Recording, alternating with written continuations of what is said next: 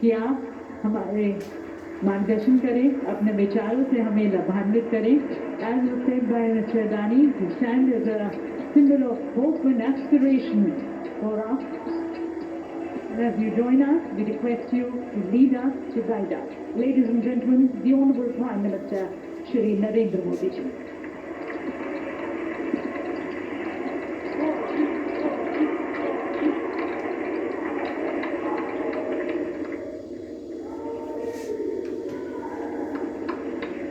राजस्थान के राज्यपाल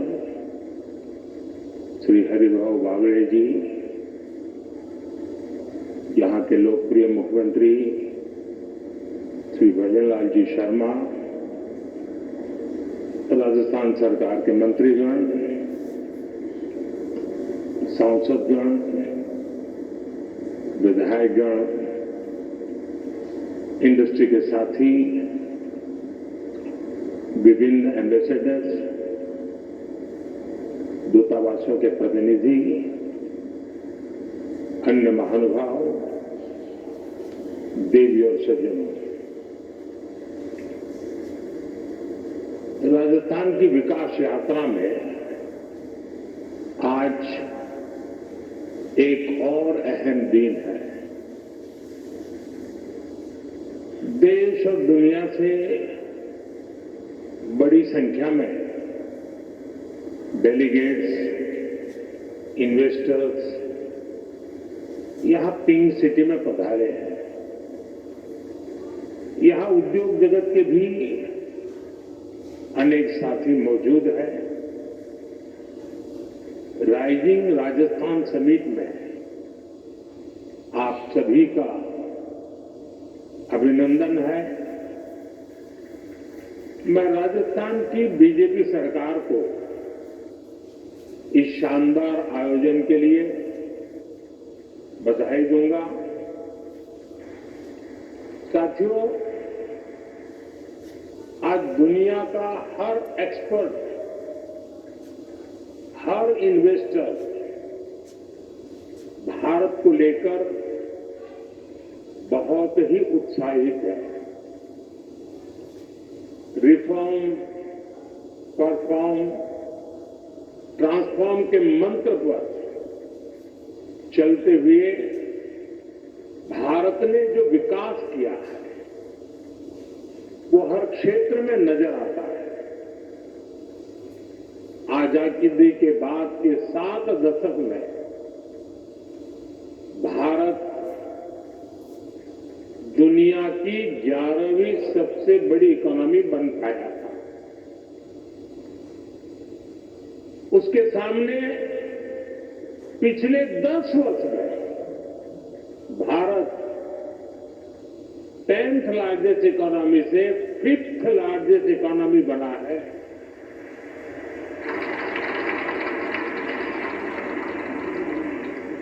बीते 10 वर्षों में भारत ने अपनी इकोनॉमी की साइज करीब करीब डबल किया है। बीते 10 वर्षों में भारत का एक्सपोर्ट भी करीब करीब डबल हो गया है।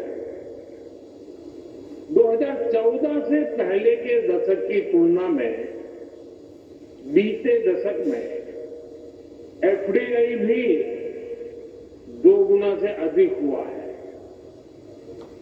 इस दौरान भारत ने इंफ्रास्ट्रक्चर का खर्च करीब 2 ट्रिलियन रुपए से बढ़कर 11 ट्रिलियन तक पहुंचा दिया है। साथियों, डेमोक्रेसी, डेमोग्राफी, डिजिटल डेटा और डिलीवरी की पावर क्या होती है, ये भारत की सफलता से पता चलता है। भारत जैसे डाइवर्स देश में डेमोक्रेसी इतनी फल फूल रही है, इतनी सशक्त हो रही है, ये अपने आप में बहुत बड़ी उपलब्धि है। डेमोक्रेटिक रहते हुए मानवता का कल्याण ये भारत की फिलॉसफी के कोर में है। ये भारत का मूल चरित्र है। आज भारत की जनता अपने डेमोक्रेटिक हक के माध्यम से भारत में स्टेबल गवर्नमेंट के लिए वोट दे रही है। साथियों, भारत के इन पुरातन संस्कारों को हमारी डेमोग्राफी यानी युवा शक्ति आगे बढ़ा रही है। आने वाले अनेक सालों तक भारत दुनिया के सबसे युवा देशों में रहने वाला है। भारत में युवाओं का सबसे बड़ा पूल होने के साथ ही सबसे बड़ा स्किल्ड युवा वर्ग भी होगा। इसके लिए सरकार एक के बाद एक कई फैसले ले रही है। साथियों, बीते दशक में भारत की युवा शक्ति ने अपने सामर्थ्य में एक और आयाम जोड़ा है। ये नया आयाम है भारत की टेक पावर, भारत की डेटा पावर। आप सभी जानते हैं कि आज हर सेक्टर में टेक्नोलॉजी का, डेटा का कितना महत्व है। ये सभी टेक ड्रिवन, डेटा ड्रिवन सदी है। बीते दशक में भारत में इंटरनेट यूजर्स की संख्या करीब 4 गुना बढ़ी है। डिजिटल ट्रांजैक्शन में तो नए रिकॉर्ड बन रहे हैं। और ये तो अभी शुरुआत है। भारत दुनिया को डेमोक्रेसी, डेमोग्राफी और डेटा की असली ताकत दिखा रहा है। भारत ने दिखाया है कि कैसे डिजिटल टेक्नोलॉजी का डेमोक्रेटाइजेशन हर क्षेत्र, हर वर्ग को फायदा पहुंचा रहा है। भारत का यूपीआई, भारत का benefit transfer scheme system, GeM, government की मार्केट में ONDC, open network for digital commerce, ऐसे कितने ही प्लेटफॉर्म हैं जो डिजिटल इकोसिस्टम की ताकत को दिखाते हैं। इसका बहुत बड़ा लाभ और बहुत बड़ा प्रभाव हम यहां राजस्थान में भी देखने जा रहे हैं। मेरा हमेशा से विश्वास रहा है, राज्य के विकास से देश का विकास। जब राजस्थान विकास की नई ऊंचाई पर पहुंचेगा तो देश को भी नई ऊंचाई मिलेगी। साथियों, क्षेत्रफल के हिसाब से राजस्थान भारत का सबसे बड़ा राज्य है और राजस्थान के लोगों का दिल भी उतना ही बड़ा है।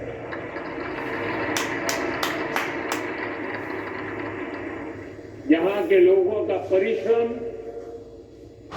उनकी ईमानदारी, कठिन से कठिन लक्ष्य को पाने की इच्छा शक्ति, राष्ट्र प्रथम को सर्वोपरि रखने की भावना, देश के लिए कुछ भी कर गुजरने की प्रेरणा, ये आपको राजस्थान की रज रज में, कण कण में दिखाई देती है। आजादी के बाद की सरकारों की प्राथमिकता ना देश का विकास था और ना ही देश की विरासत। इसका बहुत बड़ा राजस्थान नुकसान उठा चुका है। लेकिन आज हमारी सरकार विकास भी, विरासत भी इस मंत्र पर चल रही है और इसका बहुत बड़ा लाभ राजस्थान को हो रहा है। साथियों, राजस्थान राइजिंग तो है ही, रिलायबल भी है।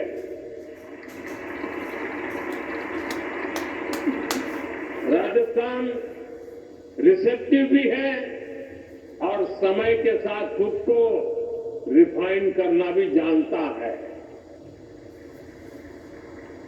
चुनौतियों से टकराने का नाम है राजस्थान।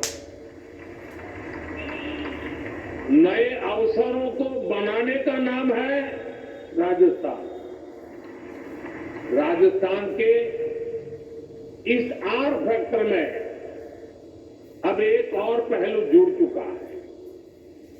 राजस्थान के लोगों ने यहां भारी बहुमत से बीजेपी की रिस्पॉन्सिव और रिफॉर्मिस्ट सरकार बनाई है। बहुत ही कम समय में यहां भजनलाल जी और उनकी पूरी टीम ने शानदार काम करके दिखाया है। कुछ ही दिन में राज्य सरकार अपने 1 साल भी पूरे करने जा रहा है। भजनलाल जी जिस कुशलता और प्रतिबद्धता के साथ राजस्थान के तेज विकास में जुटे हैं, वो प्रशंसनीय है। गरीब कल्याण हो, किसान कल्याण हो, युवा के लिए नए अवसरों का निर्माण हो, सड़क, बिजली, पानी के काम हो, राजस्थान में हर प्रकार के विकास, उससे जुड़े हुए सारे कार्य तेजी से हो रहे हैं। क्राइम और करप्शन को कंट्रोल करने में जो तत्परता यहां सरकार दिखा रही है, उसे नागरिकों और निवेशकों में नया उत्साह आया है। साथियों, राजस्थान के राइट को और ज्यादा फील करने के लिए राजस्थान के रियल पोटेंशियल को रियलाइज करना बहुत जरूरी है। राजस्थान के पास नेचुरल रिसोर्सेज का भंडार है। राजस्थान के पास आधुनिक कनेक्टिविटी का नेटवर्क है, एक समृद्ध विरासत है, एक बहुत बड़ा लैंडमार्क है और बहुत ही समर्थ युवा शक्ति भी है। यानी रोड से लेकर रेलवे तक, हॉस्पिटैलिटी से हैंडीक्राफ्ट तक, फार्म से लेकर फोर्ट तक राजस्थान के पास बहुत कुछ है। राजस्थान का ये सामर्थ्य राज्य को इन्वेस्टमेंट के लिए बहुत ही एट्रैक्टिव डेस्टिनेशन बना रहा है। राजस्थान की एक और विशेषता है, राजस्थान में सीखने का गुण है, अपना सामर्थ्य बढ़ाने का गुण है और इसलिए तो अब यहां रेतीले धोरों में भी पेड़ फलों से लद रहे हैं। जैतून और की खेती का बढ़ रहा है। जयपुर की ब्लू पॉटरी, प्रतापगढ़ की थेवा ज्वेलरी और भीलवाड़ा का टेक्सटाइल इनोवेशन, इनकी अलग ही शान है। मकराना के मार्बल और कोटा डोरिया की पूरी दुनिया में पहचान है। नागौर में नागौर के पान मेथी की खुशबू भी निराली है और आज की बीजेपी सरकार हर जिले के सामर्थ्य को पहचानते हुए काम कर रही है। साथियों, आप भी जानते हैं, भारत के खनिज भंडार का बहुत बड़ा हिस्सा राजस्थान में है। यहां zinc, lead, copper, marble, limestone, granite, potash जैसे अनेक मिनरल्स के भंडार है। ये आत्मनिर्भर भारत की मजबूत नींव है। राजस्थान भारत की एनर्जी सिक्योरिटी में बहुत बड़ा कंट्रीब्यूटर है। भारत ने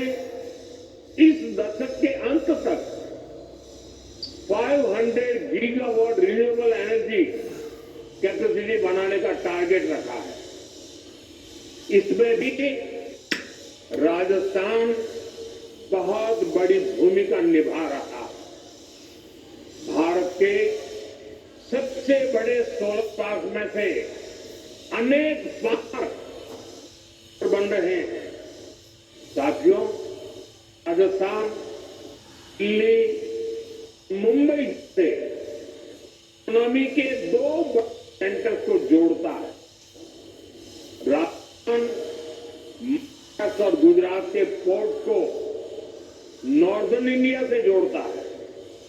आप देखिए, दिल्ली मुंबई इंडस्ट्रियल कॉरिडोर का 250 किलोमीटर हिस्सा राजस्थान में है।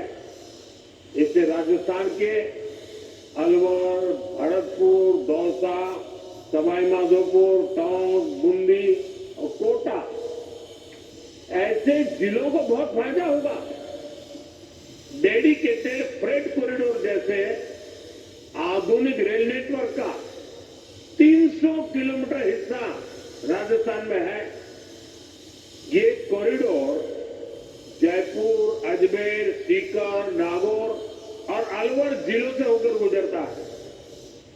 कनेक्टिविटी के इतने बड़े प्रोजेक्ट का सेंटर होने के कारण राजस्थान निवेश के लिए बेहतरीन डेस्टिनेशन है। खासतौर पर ड्राई पोर्ट और लॉजिस्टिक्स सेक्टर के लिए तो यहां अपार संभावनाएं हैं। हम यहां मल्टी मॉडल लॉजिस्टिक्स पार्क का विकास कर रहे हैं। यहां लगभग 2 दर्जन सेक्टर स्पेसिफिक इंडस्ट्रियल पार्क बनाए जा रहे हैं। 2 एयर कार्गो कॉम्प्लेक्स का निर्माण भी हुआ है। इससे राजस्थान में इंडस्ट्री लगाना आसान होगा, इंडस्ट्रियल कनेक्टिविटी और बेहतर होगी। साथियों, भारत के समृद्ध फ्यूचर में हम टूरिज्म का बहुत बड़ा पोटेंशियल देख रहे हैं। भारत में nature, culture, adventure, conference, destination wedding और हेरिटेज टूरिज्म सबके लिए असीम संभावनाएं हैं। राजस्थान भारत के टूरिज्म मैप का प्रमुख केंद्र है। यहां इतिहास भी है, धरोहरें भी है, विशाल मरुभूमि और सुंदर जिले भी हैं। यहां के गीत, संगीत, खान पान, उसके लिए तो जितना कहे उतना कम है। टूर, ट्रैवल और हॉस्पिटैलिटी सेक्टर को जो चाहिए वो सब राजस्थान में है। राजस्थान दुनिया के उन चुनिंदा स्थानों में से एक है जहां लोग शादी ब्याह जीवन के पलों को यादगार बनाने के लिए राजस्थान आना चाहते हैं। राजस्थान में वाइल्ड लाइफ टूरिज्म का भी बहुत अधिक स्कोप है। रणथंभौर हो, सरिस्का हो, मुकुंदरा हिल्स हो, केवला देव हो, ऐसे अनेक स्थान है जो वाइल्ड लाइफ को पसंद करने वालों के लिए स्वर्ग है। मुझे खुशी है कि राजस्थान सरकार का अपने टूरिस्ट डेस्टिनेशन हेरिटेज सेंटर्स को बेहतर कनेक्टिविटी से जोड़ रही है। भारत सरकार ने लगभग अलग अलग थीम सर्किट से जुड़ी योजनाएं भी शुरू की है। 2014 से 2014 के बीच 10 साल में भारत में 5 करोड़ के आसपास विदेशी टूरिस्ट आए थे, जबकि 2014 से 2024 के बीच भारत में 7 करोड़ से ज्यादा विदेशी टूरिस्ट आए। और आप ध्यान दीजिए, इन 10 वर्षों में पूरी दुनिया के 3-4 साल तो कोरोना से लड़ने में निकल गए थे। कोरोना काल में टूरिज्म ठप पड़ा था। इसके बावजूद भारत में आने वाले टूरिस्ट की संख्या इतनी ज्यादा बढ़ी है। भारत ने अनेक देशों के टूरिस्ट को ई वीजा की जो सुविधा दी है, उससे विदेशी मेहमानों को बहुत मदद मिल रही है। भारत में आज डोमेस्टिक टूरिज्म भी नए रिकॉर्ड बना रहा है। उड़ान योजना हो, वंदे भारत ट्रेनें हो, प्रसाद स्कीम हो, इन सभी का लाभ राजस्थान को मिल रहा है। भारत के वाइब्रेंट विलेज जैसे कार्यक्रमों से भी राजस्थान को बहुत फायदा हो रहा है। मैंने देशवासियों से मेड इन इंडिया का आह्वान किया है। इसका फायदा भी राजस्थान को होना तय है। राजस्थान में heritage tourism, film tourism, ecotourism, rural tourism, border area tourism, इसे बढ़ाने की अथाह संभावनाएं हैं। इन क्षेत्रों में आपका निवेश राजस्थान के टूरिज्म सेक्टर को ताकत देगा और आपका बिजनेस भी बढ़ाएगा। साथियों, आप सभी ग्लोबल सप्लाई और वैल्यू चेन से जुड़ी चुनौतियों से परिचित हैं। आज दुनिया को एक ऐसी अर्थव्यवस्था की जरूरत है जो बड़े से बड़े संकट दौरान भी मजबूती से चलती है, इसमें रुकावटें ना। इसके लिए भारत में व्यापक मैन्युफैक्चरिंग बेस का होना बहुत जरूरी है। ये सिर्फ भारत के लिए ही नहीं, बल्कि दुनिया की इकोनॉमी के लिए भी आवश्यक है। उन्हें इस दायित्व को समझते हुए भारत मैन्युफैक्चरिंग में आत्मनिर्भरता का एक बड़ा संकल्प लिया। अब मेक इन इंडिया प्रोग्राम के तहत लो कॉस्ट मैन्युफैक्चरिंग पर बल दे रहा है। भारत के पेट्रोलियम प्रोडक्ट, भारत की दवाएं और वैक्सीन, भारत का इलेक्ट्रॉनिक सामान, इसमें भारत की रिकॉर्ड मैन्युफैक्चरिंग से दुनिया को बहुत बड़ा फायदा हो रहा है। राजस्थान में भी बीते वर्ष करीब 84,000 करोड़ रुपए का एक्सपोर्ट हुआ है। 84,000 करोड़ रुपए। इसमें इंजीनियरिंग गुड्स, जेम्स और jewellery, textile, handicraft, agro food product भी शामिल। साथियों, भारत में मैन्युफैक्चरिंग बढ़ाने में पीएलआई स्कीम का रोल भी लगातार बढ़ता जा रहा है। आज इलेक्ट्रॉनिक्स, स्पेशलिटी स्टील, ऑटोमोबाइल और auto component, solar PV, pharmaceutical drugs, इन सेक्टर्स में बहुत अधिक उत्साह है। पीएलआई स्कीम के कारण करीब 1.25 लाख करोड़ रुपए का इन्वेस्टमेंट आया है। करीब 11 लाख करोड़ रुपए के प्रोजेक्ट बने और एक्सपोर्ट में 4 लाख करोड़ रुपए की बढ़ोतरी हुई है। लाखों युवाओं को नए रोजगार भी मिले। यहां राजस्थान में भी ऑटोमोटिव और ऑटो कंपोनेंट इंडस्ट्री का अच्छा बेस तैयार हो चुका है। यहां इलेक्ट्रिक व्हीकल मैन्युफैक्चरिंग के लिए बहुत संभावनाएं हैं। इलेक्ट्रॉनिक्स मैन्युफैक्चरिंग के लिए भी जो जरूरी इंफ्रास्ट्रक्चर की जरूरत है, वो भी राजस्थान में उपलब्ध है। मैं सभी निवेशकों से आग्रह करूंगा, इन्वेस्टर से आग्रह करूंगा, राजस्थान के मैन्युफैक्चरिंग पोटेंशियल को भी जरूर एक्सप्लोर करें। साथियों, राइजिंग राजस्थान की बहुत बड़ी ताकत है एमएसएमई। एमएसएमई के मामले में राजस्थान भारत के टॉप 5 राज्यों में से एक है। यहां इस समिट में एमएसएमई पर अलग से एक कॉन्क्लेव भी होने जा रहा है।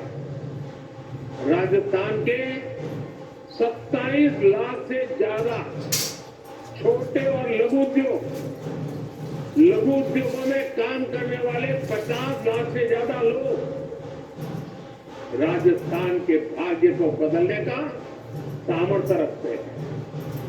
मुझे खुशी है कि राजस्थान में नई सरकार बनते ही कुछ ही समय में नई एमएसएमई पॉलिसी लेकर आ गई।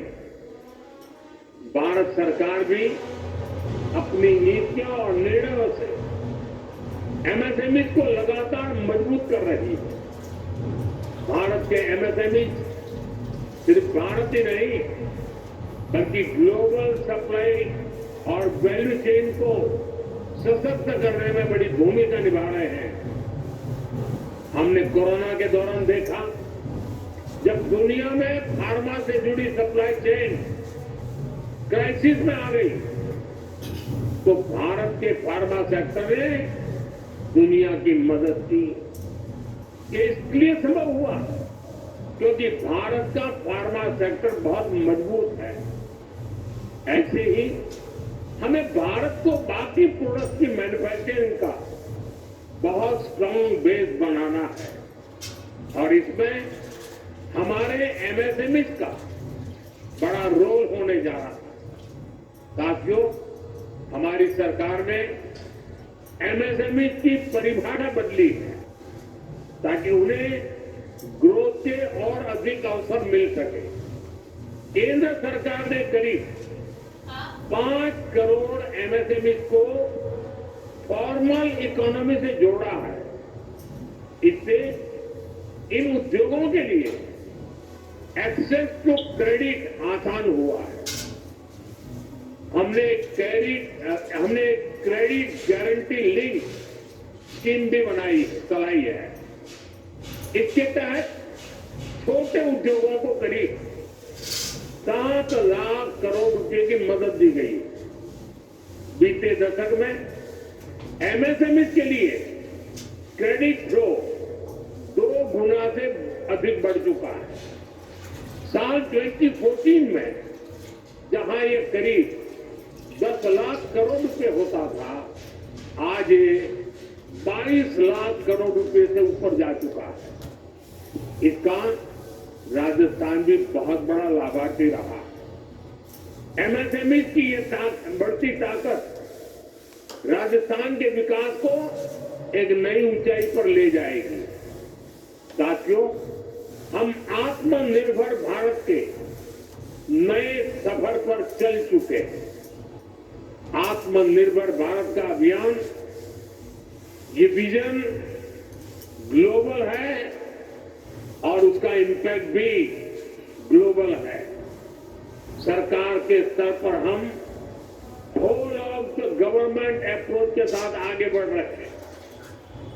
इंडस्ट्रियल ग्रोथ के लिए भी हम हर फैक्टर को एक साथ बढ़ावा दे रहे हैं।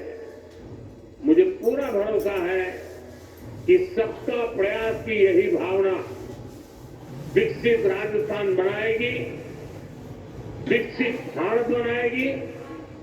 साथियों, यहां देश और दुनिया से अनेक डेलीगेट आए हैं। बहुत सारे साथियों की ये पहली भारत यात्रा होगी। हो सकता है राजस्थान की भी उनकी पहली यात्रा हो। आखिर में यही कहूंगा, स्वदेश लौटने से पहले आप राजस्थान को, भारत को जरूर एक्सप्लोर करें। राजस्थान के रंग बिरंगे बाजारों का शॉपिंग एक्सपीरियंस यहाँ के लोगों की जिंदा दिली, ये सब कुछ आप कभी भी नहीं भूलेंगे।